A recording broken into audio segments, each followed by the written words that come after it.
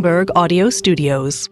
Podcasts, radio, news. We're delighted to have him here. Safe to say he changed how we think about grocery stores, supermarkets, made us start to care about how and who is producing the food we eat. John Mackey co-founded Whole Foods Market back in 1980.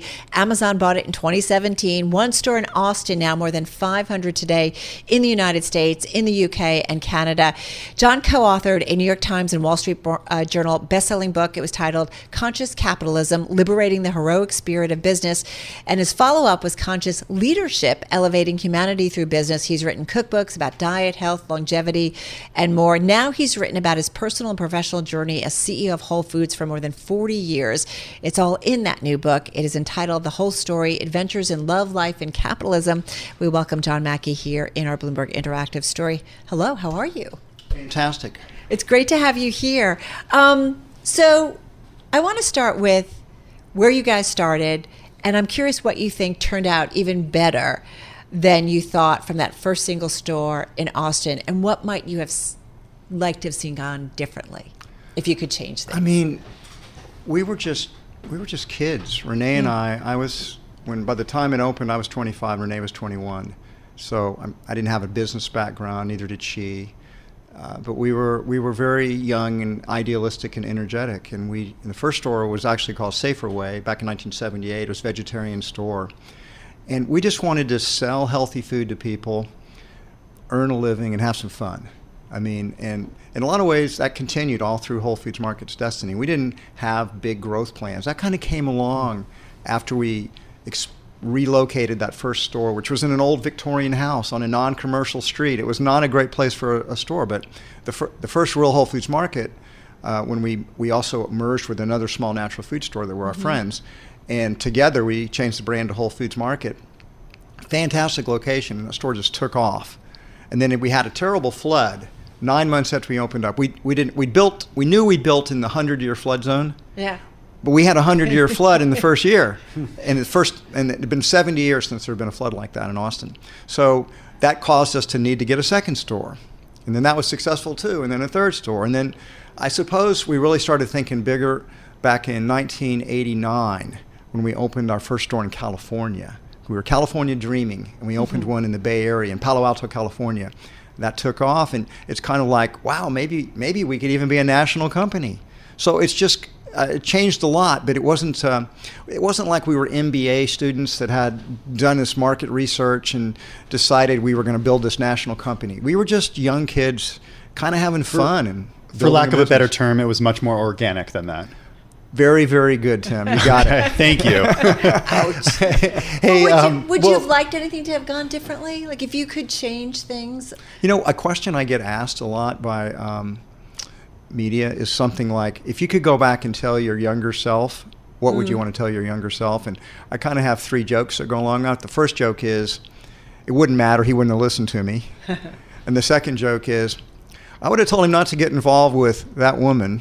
And the third one is the truth. I don't think I would tell him anything because, I mean, not that I didn't make any mistakes. I made a ton of mistakes, and I could have saved that younger self from making mistakes, but then I wouldn't have learned the lessons I needed to learn. Yeah. And it all turned out so well, right? So even the sale to Amazon, I think so. Good with it. I mean, people ask me if I have regrets. Do you regret selling to Amazon? And the answer is no. I regret the circumstances that made that the best alternative for us. It was the best alternative. If I could go back to that time, I'd make the same exact decision. And the deal has worked out pretty well for Whole Foods. I mean, people don't realize that Amazon let us drop our prices. We needed to lower our prices to combat the whole paycheck narrative. And they helped us. We couldn't have done that on our own as a public company, not easily. It would have been, the markets wouldn't have tolerated the short-term sell-off in the stock. But we dropped it 4 times in the first 2 years under Amazon. They took the long-term view. And then they also raised the pay of everybody in our company in the first 6 months. They went in with a $15 minimum wage, and everybody else had to go up from there. So Amazon, and then when COVID hit, I mean, how could Whole Foods have possibly done all that delivery? Amazon's technology. So Amazon was a great partner for Whole Foods. It's been a couple of years since you retired as CEO, and I'm wondering if today you can walk into a Whole Foods and just buy something. You mean without being recognized? Not without being recognized, but without being critical, or without finding yourself that you're working, or without finding yourself, can you just go in there and shop without thinking about this was your entire career? Yeah. A couple of points. The first one is, if you're an entrepreneur and you create a business, it's a little bit like you're a parent and you have a child. Your child grows up and you can guide that child, but the child's not you, and the child's going to make some choices you don't agree with, and that's okay. You still love your child. So is Whole Foods doing exactly everything I would if I was still CEO? And the answer is, of course not. But one of the gifts that I gave to my successor, Jason Beekle, who is the one I wanted. I picked Jason, and Amazon. We just caught up with him at Milken. Yeah, Jason's amazing. And one of my gifts to him was not to be hovering and watching and second guessing him. Just, as I have a mantra now, it's not my problem any longer. And that's a gift to Jason, because then people aren't coming to me complaining about stuff. They know I'm not going to listen to them. Conscious capitalism. You co-founded that movement, and simply put, it's right. We're thinking about business benefiting everybody, multiple stakeholders. Many would argue, we talk about it in the business environment too, right? A lot of investors saying, got to think about multiple stakeholders. The Business Roundtable talks about it. So, I feel like we talk a lot, John, about the wealthier individuals at a company are doing really, really well, and it's not necessarily trickling down. Has conscious capitalism, I'm curious how that has evolved in thought for you, if it still holds. I mean, conscious capitalism's now, I feel like it's being attacked on two fronts. It's being attacked, the traditional capitalists are attacking it because they're concerned. They don't want to lose control. They don't want the owners to lose control of the business, and rightly so. The owners and the investors get paid last after all the other stakeholders are paid. But then we'll say on the left, the anti-capitalist, they're trying to weaponize it in order to take power from traditional capitalism. And it's like, no, conscious capitalism is not an economic system. It's a management philosophy. It just really has some very basic principles. First principle is that every business has this potential for higher purpose besides only making money. I mean, my body produces red blood cells. If I stop producing them, I'm going to die. But that's not my purpose in life, to produce red blood cells. Business must make money or it will die. But that's not exactly why it exists. Why does it exist? To create value for its customers. That's why it exists. Doctors heal people, teachers educate, architects design things, engineers construct things for customers. So does business. And so it has this higher purpose, and it should articulate that higher purpose that unifies stakeholders together. Well, then do you think there's enough of conscious capitalism going on in society? There's capitalism going on, but do you think there's enough of conscious capitalism going on? I would like there to be, first of all, there's a lot of what I call unconscious conscious capitalists. They don't know that they're conscious capitalism, but the second key principle are that the stakeholders are interdependent. That doesn't mean all stakeholders are equal. No. I mean, the customers are obviously the most important stakeholder. That's why the business exists. And who's second most important? Well, probably the investors are. And then probably the team members are third after that. Then you have suppliers. Then you have the communities that we're all part of. They're all important. They're all interdependent. And a conscious business is going to take care of all of them, recognizing But there's a interdependent. ranking. There is a hierarchy, and there should be. Business is not, people judge business because it doesn't act altruistically all the time. And it's like, what part of our society does?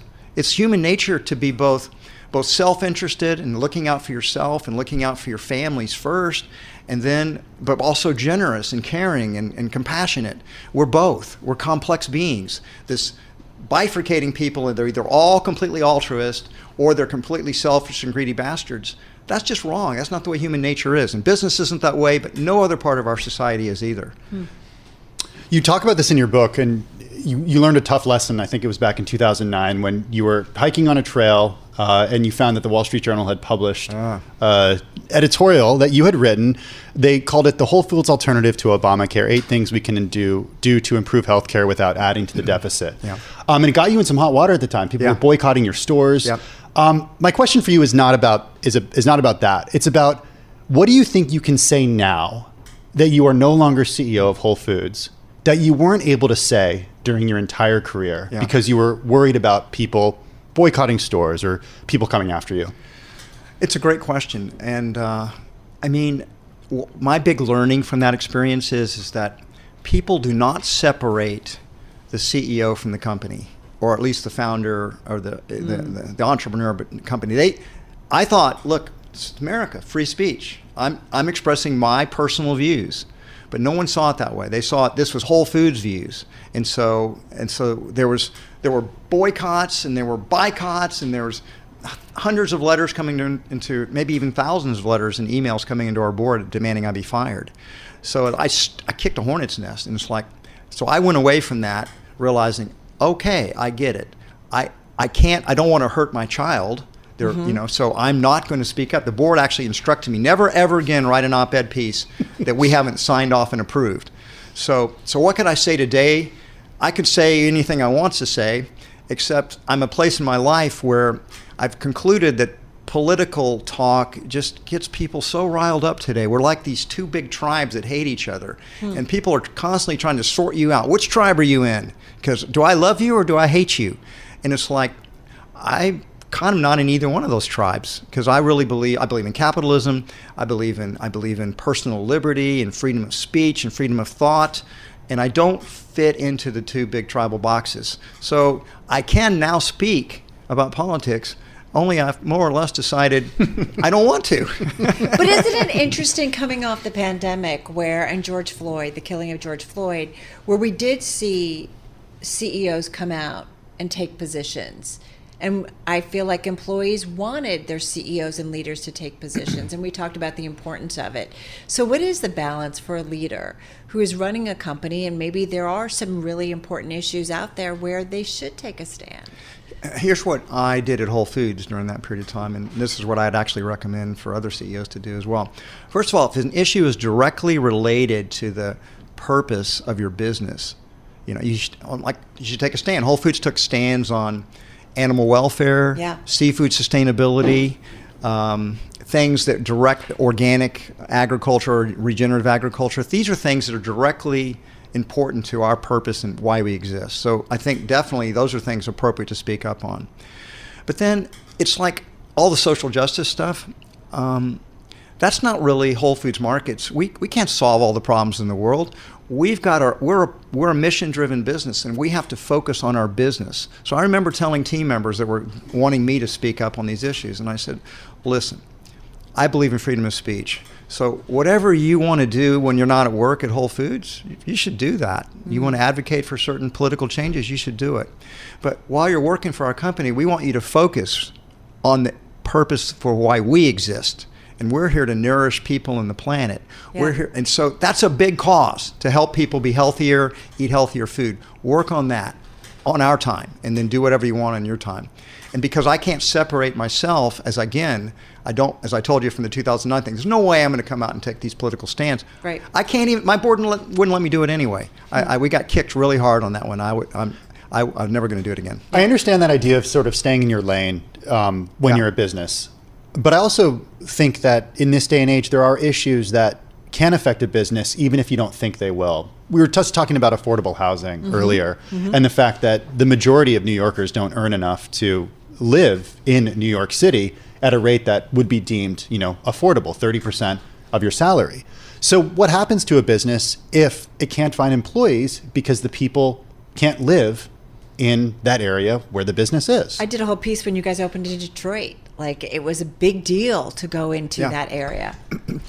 First of all, I really empathize with that position, because I know when I was CEO of Whole Foods that most of our team members that work in our Manhattan stores don't live in Manhattan, right? They're living in the Bronx or Queens or Brooklyn or some other place. So I am empathetic to that.